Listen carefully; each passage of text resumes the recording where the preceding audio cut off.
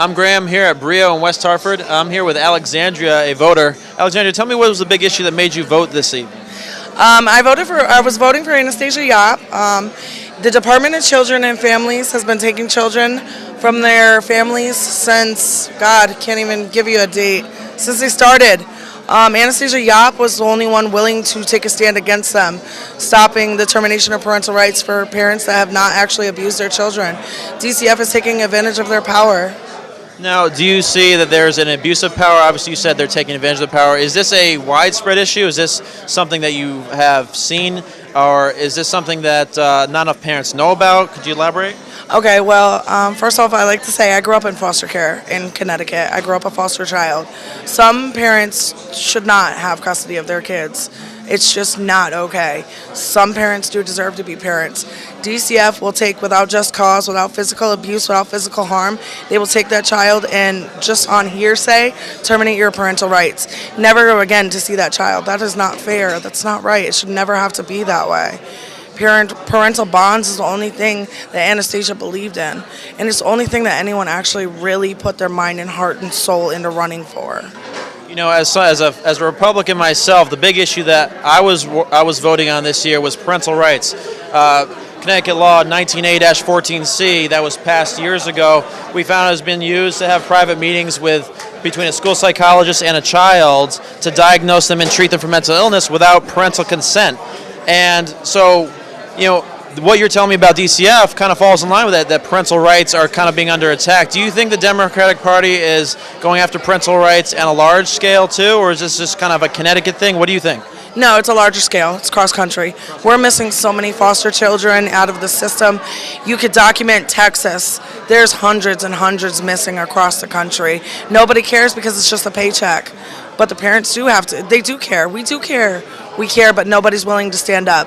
And it's all about a profit. It's not about the best interest of the child. It never has been. The issue is that it goes on the news for 24 to 48 hours and then it's gone. Nobody cares anymore. But nobody wants to take and hold DCF accountable for what they've done. What about the $399,000 they're missing in that audit that came out? That's Connecticut. We're talking about Connecticut. What about all the abuse claims that they're not investigating? The hotline, the care line, why are they all on the same contract? Why are they the same people?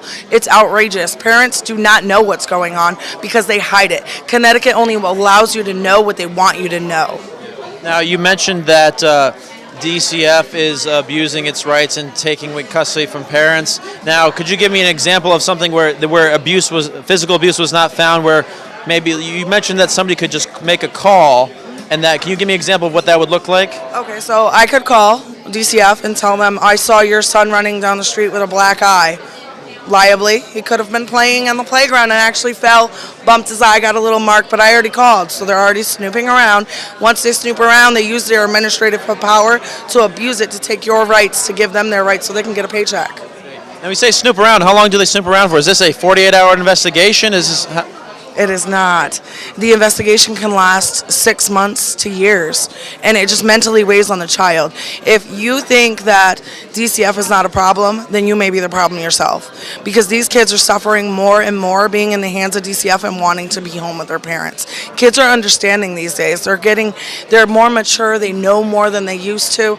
I can have a 4-year-old sit here and tell you she's in a foster home.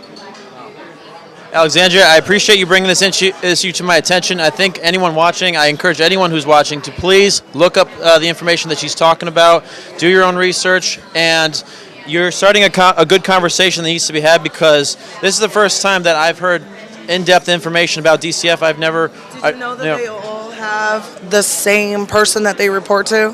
Who's that? DCF. DCF is DCFing DCF. They're policing each other. So you have the ombudsman, you have DCF. The ombudsman is who you go to when you can't reach anyone after the hotline. The hotline, the ombudsman, they all are contracted together. They are DCF. They're not an outside agency working as a third party. DCF is policing themselves. That's why nothing's being done in the state of Connecticut. And the Democrats do not care. So you're saying there's no independent oversight of DCF? There is no independent oversight. The only oversight is DCF. And why would you want to complain to DCF about DCF? It's going to get absolutely nowhere. And the Democrats do not care. Well, that's good to know, and these are certainly things that everybody should be thinking about, especially if you're a parent. So, Alexandria, thank you so much for taking the time to talk to me. Again, we'll be reporting some more later here at Brio in West Hartford. Thank you.